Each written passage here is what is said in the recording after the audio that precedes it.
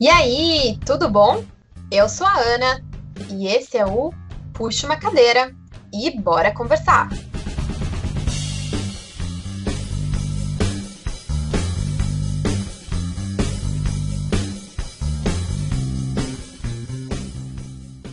Tudo bom com vocês? Esse é mais um episódio dessa jornada em áudio. Aqui a gente vai falar de tudo de uma forma leve e descontraída, como sempre. E hoje a gente vai falar de perfis financeiros, como as pessoas se comportam quando o assunto é dinheiro. A ideia é, claro, fazer esse bate-papo com você, mas para me ajudar nessa viajada, eu conto também com ele que vocês já conhecem. Ele é um dos responsáveis pela criação desse podcast e cofundador da Duo, Gustavo Dias. E aí, Gu, tudo bom com você? Oi, Ana. Oi, gente. Tô muito feliz em fazer esse bate-papo com vocês. Boa! Devidamente apresentados, bora conversar!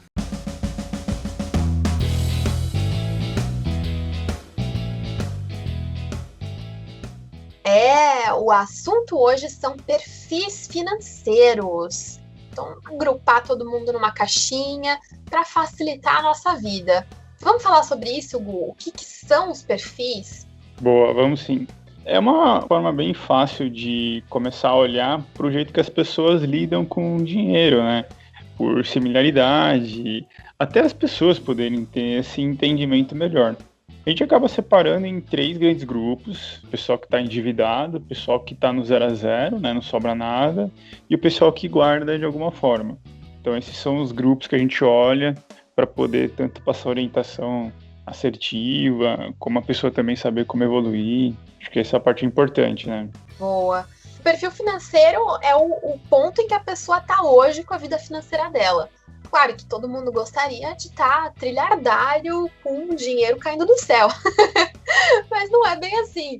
Cada um tem um cenário financeiro diferente.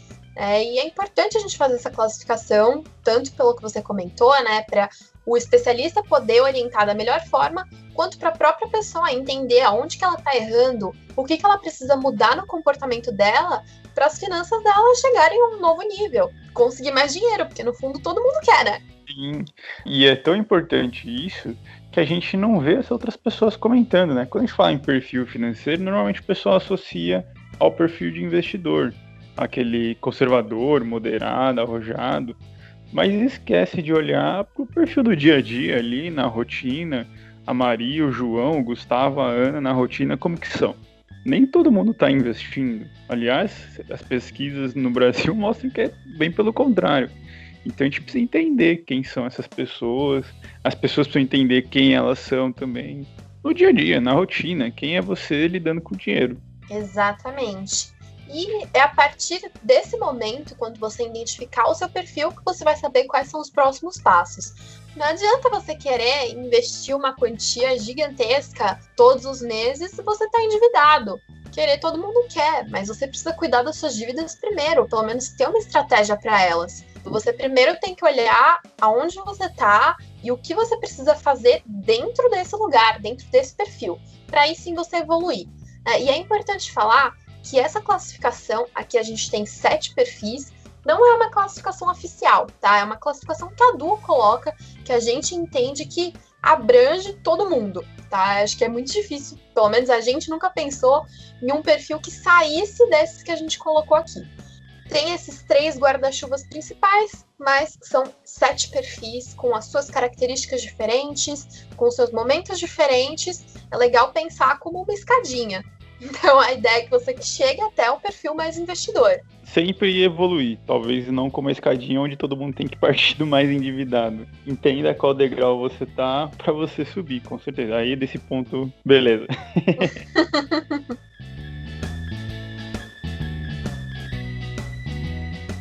Bora falar dos perfis endividados, então? Aqueles que estão ali, cheio de dívida, devendo para Deus e o mundo. Vamos. A gente classifica as pessoas que estão endividadas entre muito endividado e endividado.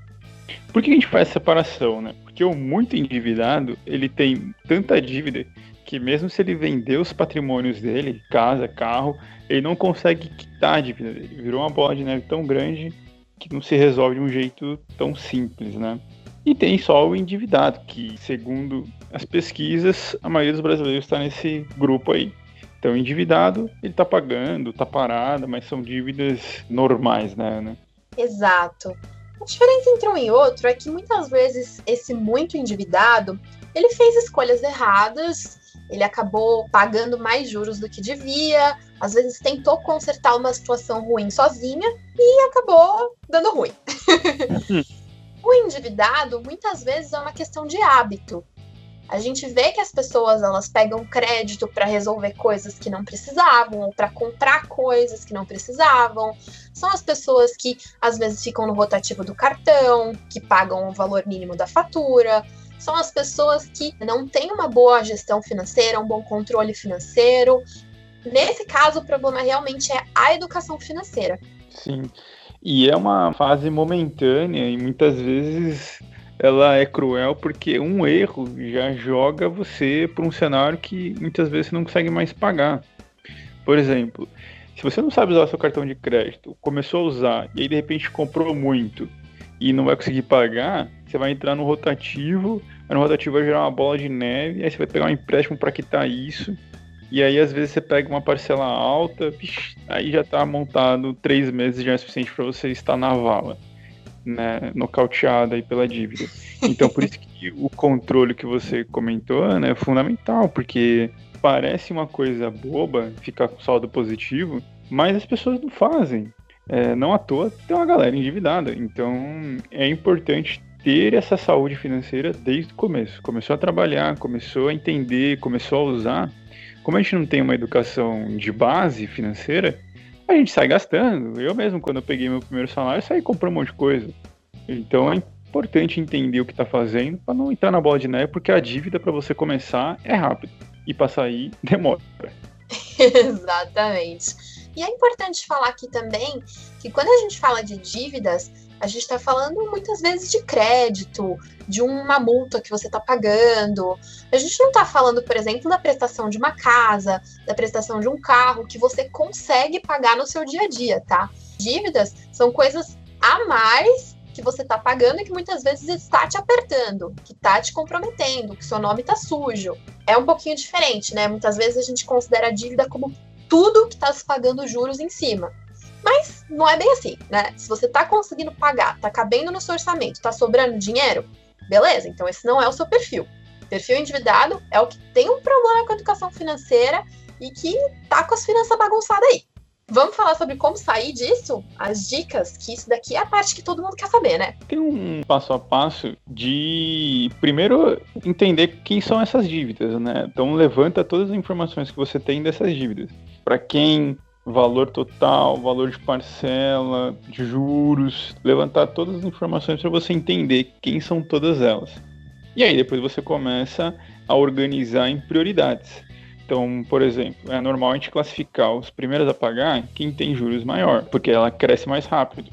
Mas tem algumas dívidas, por exemplo, dívidas de imposto, que se você não pagar, você pode ter o teu salário bloqueado, você pode ter alguma coisa cortada, por exemplo, se você não pagar a conta de luz, não sei quantos meses ao certo, talvez 3, 2 meses, eles cortam tua luz.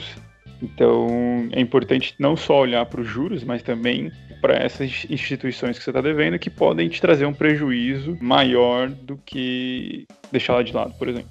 E aí, renegociar, né, no sentido de avaliar juros melhores, agora com a Selic cada vez mais baixa, os créditos também ficam mais baratos, trocar, né, a dívida por uma outra que fique mais confortável no seu dia a dia. Esse é um caminho aí que dá para tomar.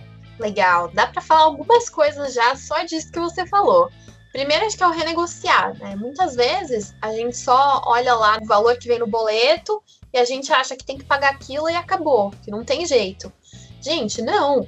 Se você liga lá na empresa que você está devendo, você consegue muitas vezes baixar bastante o valor total que você vai pagar, né, nessa dívida. Tem feirões, inclusive, algumas vezes ao ano, onde é só para renegociação. Serasa limpa nome, né? Exato. Tem mais de uma, né? E a gente até sabe que tem alguns meses, aí agora eu não vou saber exatamente qual, mas tem alguns meses em que os bancos eles fazem o fechamento das contas, né? Então, são os meses em que, se você ligar para tentar, né, falar assim, ó, eu tenho X de dinheiro e a minha dívida vale 2X. Como é que você consegue reduzir aí para mim? Porque eu quero pagar. Não vou dizer que eles vão reduzir para X, mas eles vão reduzir bastante, porque eles querem esse dinheiro na mão para eles poderem fechar as contas do semestre e tudo mais. Eu já ouvi falar sobre isso. Então, tudo faz diferença, gente. Se você souber negociar, se você dá aquela chorada, você consegue aí um valor muito melhor do que o que está lá no seu boleto, do que está lá nos registros. E crédito é a mesma coisa. Existe uma diferença gigantesca entre o crédito mais caro do mercado e o mais barato do mercado. E a gente está falando de diferenças de 200%, 300%. Sim, 300%. Então, saiba o que você está fazendo, pega um empréstimo com o valor da sua dívida, com juros mais barato do que ela. Você vai continuar pagando, mas você vai gastar muito menos para poder limpar seu nome, para ficar tudo nos conformes. Exato. Tem que lembrar também que a dívida, ela não caduca, né? Se você não pagar, tem aquele negócio de depois de 5 anos ela não aparecer mais nos registros. Mas você ainda tem a dívida, você ainda tem que pagar essa dívida. A não ser se você morrer. A dívida não é herdada. Claro que se você tiver patrimônio, pode ser tomado patrimônio, mas pelo menos os seus beneficiários ali, de repente algum familiar, não vão herdar essa dívida. Isso é bom saber, porque é até uma piada que muita gente fala, né? Ah, eu só vou herdar dívida. Não, gente, isso aí é mito. E é importante também, na hora em que a gente está se organizando para quitar as dívidas, prestar atenção na parcela. Porque um erro que muita gente comete é querer se livrar logo da dívida, querer limpar o nome logo, e aí fechar aquele acordo em que a parcela é super alta para poder pegar os juros mais baixos possível. Só que aí de que adianta? Você tá quitando mais rápido, só que você tá ali sufocado no seu mês a mês, você mal consegue pagar essa parcela. Não façam isso, gente. Lógico, juros é importante, então fazer toda essa análise de crédito que a gente falou para créditos mais baratos, mas priorizem parcelas mais baixas, ou pelo menos parcelas que caibam no seu orçamento, que te deem um respiro, que te deem uma folga, que você sabe que vai conseguir pagar. Vai por mim, vai pelo Gustavo, isso vai facilitar a sua vida e você não vai se arrepender depois. Isso é um hábito muito tóxico e muito comum. Justamente por isso, né? A pessoa quer se livrar rápido, etc e tal. Mas é muito melhor você sobreviver no mês a mês do que só no longo prazo. Não adianta você, eu vou matar essa dívida aqui em 6 meses. Mas qualquer espirrão mais forte que você der, você entra numa outra dívida porque você não tem margem para guardar. Então essa da parcela é fundamental. Priorize uma parcela baixa, porque senão você vai entrar em outra dívida porque imprevisto acontece. Então é um hábito que é muito comum. Tem que quebrar essa crença de querer se livrar mais rápido, porque senão você vai entrar em problema.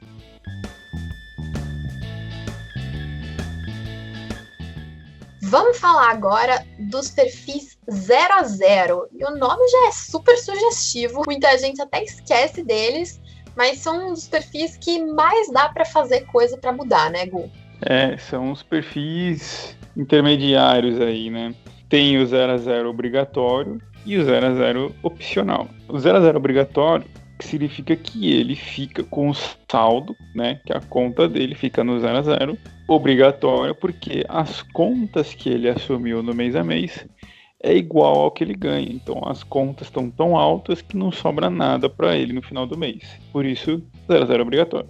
Já o 0 a 0 opcional é quase a mesma coisa que obrigatório. A diferença é que poderia sobrar, ele não gasta com contas de fato tanto assim, mas como ele não tem um propósito, não tem uma visão, não tem um planejamento, ele acaba torrando com supérfluos e aí não sobra, porque ele acaba dando vazão aí para outras besteiras, tipo a Ana que compra chocolate todo dia e gasta muito dinheiro com isso. Então, esses são os dois perfis, o obrigatório porque a conta é alta e o opcional porque gasta com besteira. Gente, que calúnia. Mentira, tá, gente? Não compre chocolate todo dia. Que isso? Nunca faria isso. Só uma vez por semana.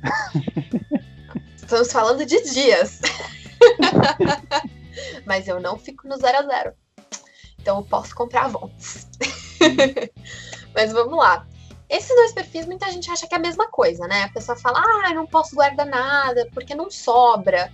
Tá, gente, mas Por que não sobra? Acho que essa é a raiz da questão. Então, o 0 a 0 obrigatório, muitas vezes é o quê? Aquele pai, aquela mãe de família, que tem filhos, que sustenta uma casa. Então, tem muitas contas altas. Tem escola, tem o aluguel, tem o carro, tem a gasolina, tem o supermercado que fica alto, tem às vezes despesas com medicação, um monte de coisa. Então, é tanta despesa que às vezes realmente não sobra nada. E o 0 a 0 opcional, muitas vezes é aquela pessoa mais jovem, que às vezes ainda tá morando na casa dos pais, ganha uma grana legal, tá ali no seu primeiro, segundo emprego, e aí gasta tudo, saindo com os amigos, não tem ainda o hábito de guardar, não tem essa educação financeira. A pessoa acha que não precisa, nem viu onde que foi o dinheiro. Piscou, foi embora. São perfis muito diferentes, por mais que eles estejam aí nesse mesmo grupo, que é o perfil que não guarda, o que muda de um para outro é realmente a mentalidade. E para cada uma, a gente tem que agir de um jeito diferente. Então, como cada um requer uma ação diferente, então a gente também trabalha de forma diferente. Primeiro ponto, e aí para todo mundo, independente do perfil, anotar o que está entrando e o que está saindo, né? Como que é o fluxo de caixa, como que são os gastos.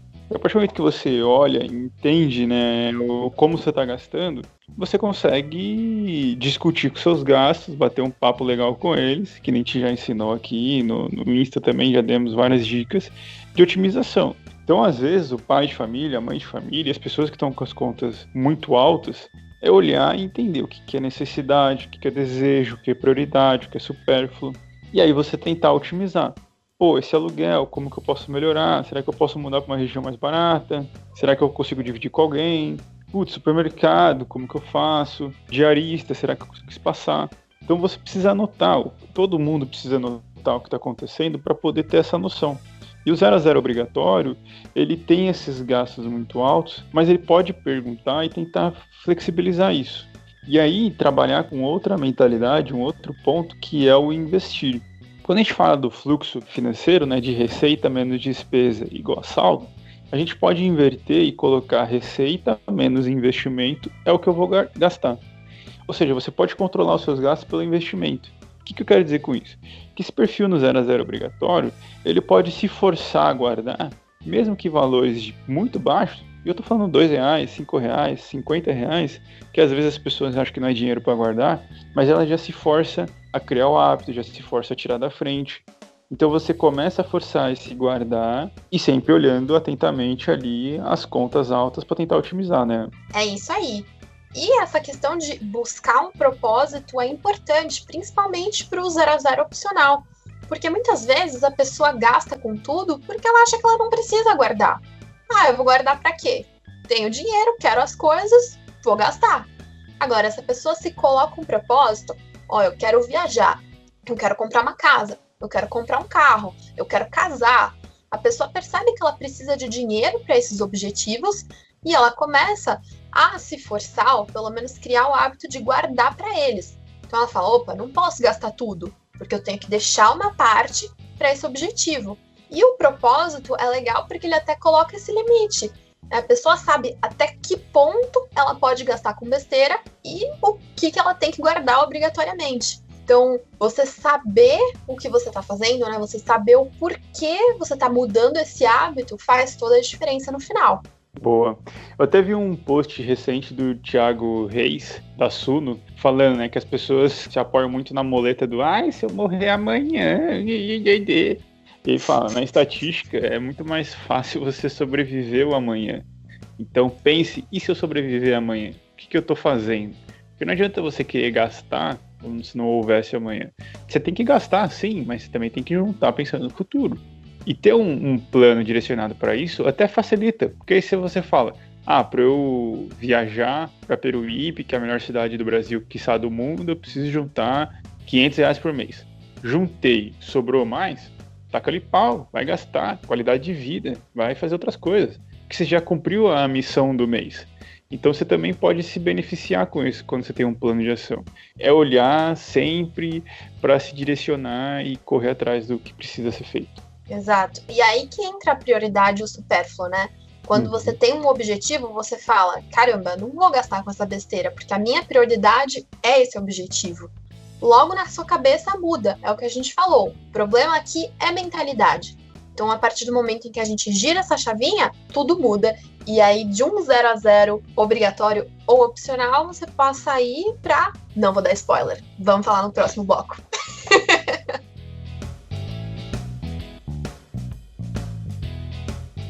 Vamos falar dos últimos perfis. Todo mundo quer estar nesse grupinho, né? Todo mundo quer fazer parte dessa patota. E existem perfis diferentes. E tem os investidores e tem o poupador. O poupador, ele é o primeiro perfil desse grupo e é aquele que guarda, mas ele não investe, ele não tem aquela regularidade.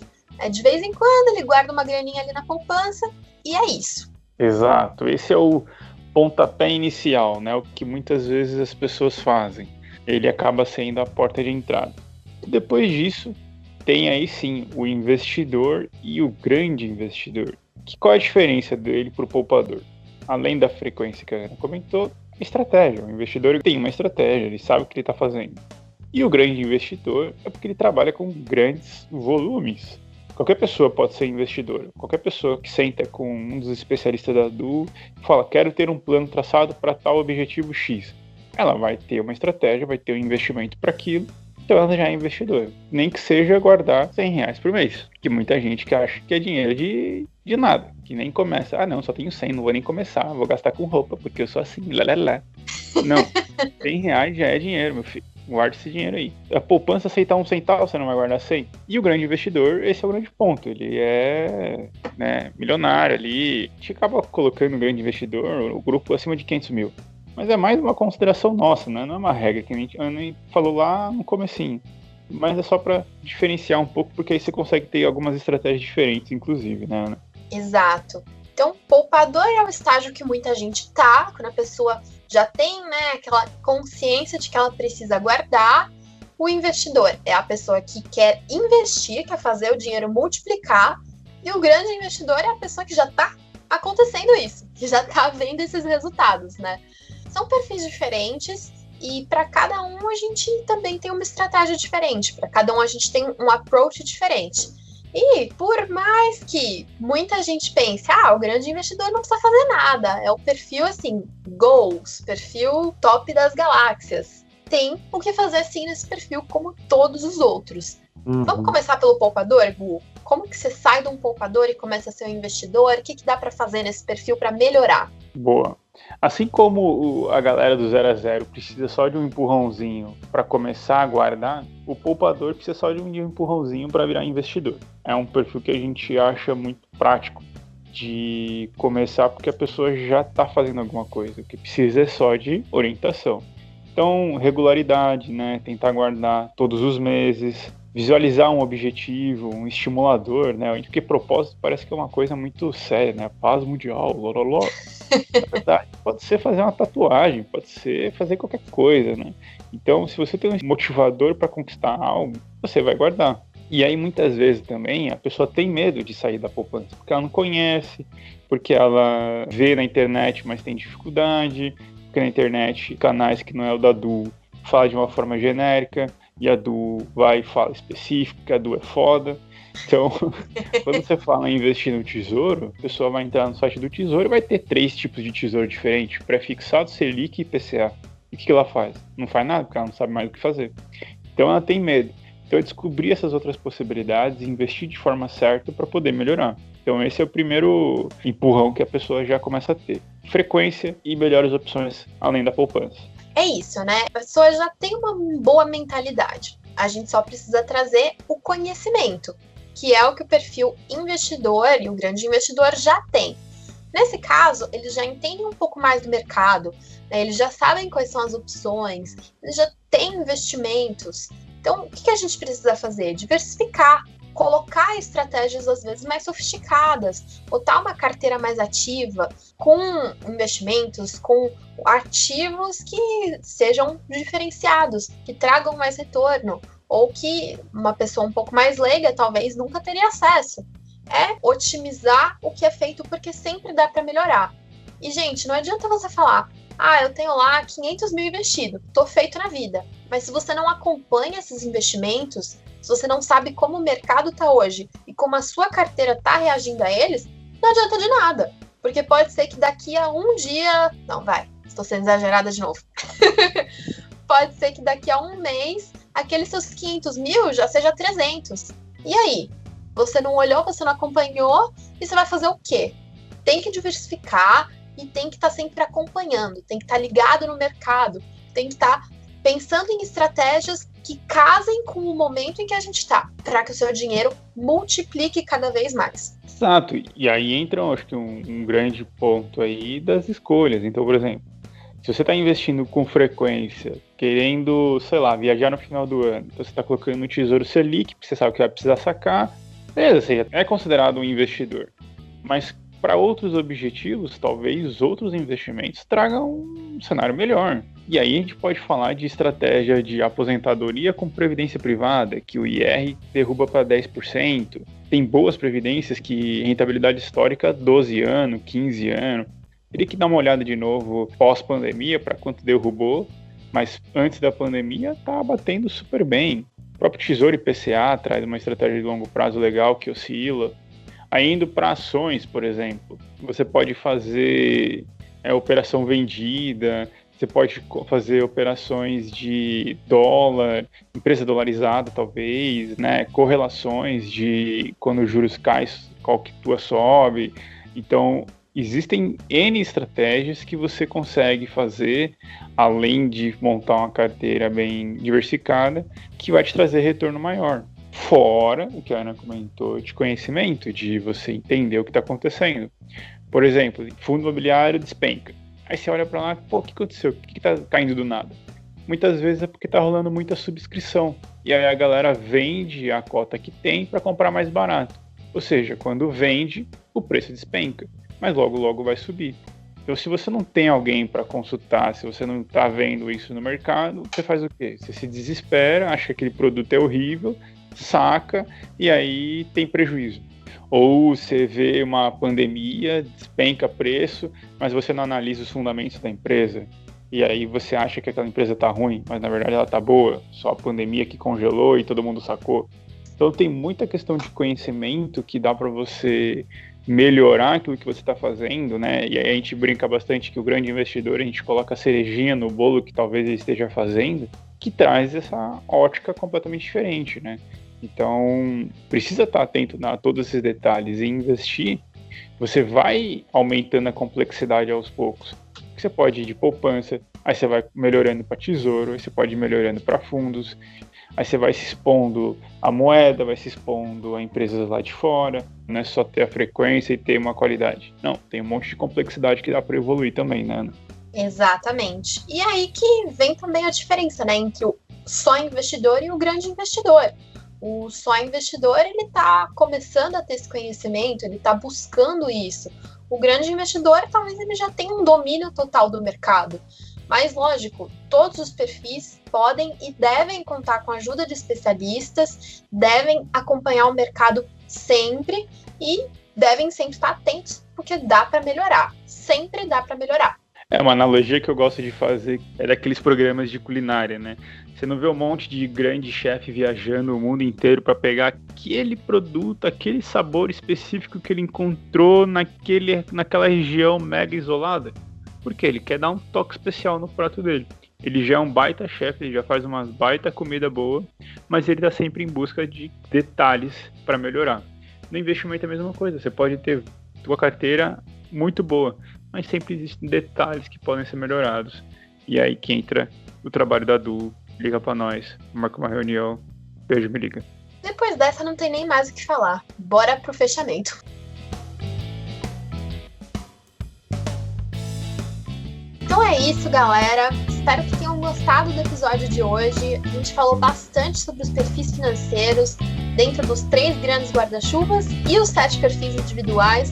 Falamos as dicas para você sair dessa situação que você está, ou pelo menos melhorar, evoluir esse perfil. E eu espero que vocês gostem, que vocês identifiquem o perfil de vocês e coloquem em prática as dicas, porque é isso que é o mais importante. Se tiverem dúvidas, podem mandar pra gente no nosso Instagram, no nosso YouTube, em qualquer rede social, que a gente vai ficar mais do que feliz em responder, em ajudar vocês a fazer essa evolução. E claro, continuem mandando sugestões de episódios. A gente adora quando vocês dão pitaco, a gente adora quando vocês dão ideia, porque a gente faz isso com muito carinho para vocês. Então, claro, quando vocês dão a ideia do que vocês querem ouvir, a gente vai correndo para fazer, tá bom? Até a próxima, Gustavo, obrigada e um beijão para todos. Obrigado, Ana. Obrigado, pessoal. E com certeza, até breve.